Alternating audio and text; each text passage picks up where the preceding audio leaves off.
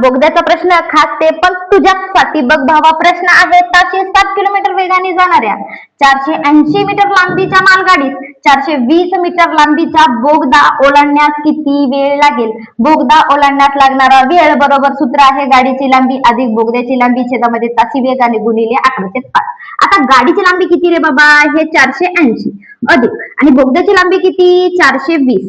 आता हे अधिक आणि छेदामध्ये वेळ किती दिला आपल्याला? हे 60 आणि गुणिले 18/5 घेतले. ठीक आहे. आता पहा फास्ट मध्ये सोडवूया आपण याला. तर पहा 480 आणि 420 दोघांची बेरीज झाली 900, खाली झाले आपले 60 गुणिले झाले 18/5.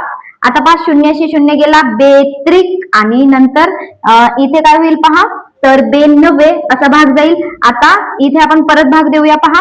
3 1 आणि 3 3 म्हणजे इथे झाले 30. आता 5 1 5 आणि इथे झाले 5 सखम 30 आणि साइन 9 किती येते? तर 54 सेकंद हे आपलं उत्तर. कुठे दिसतंय तुम्हाला? पहा.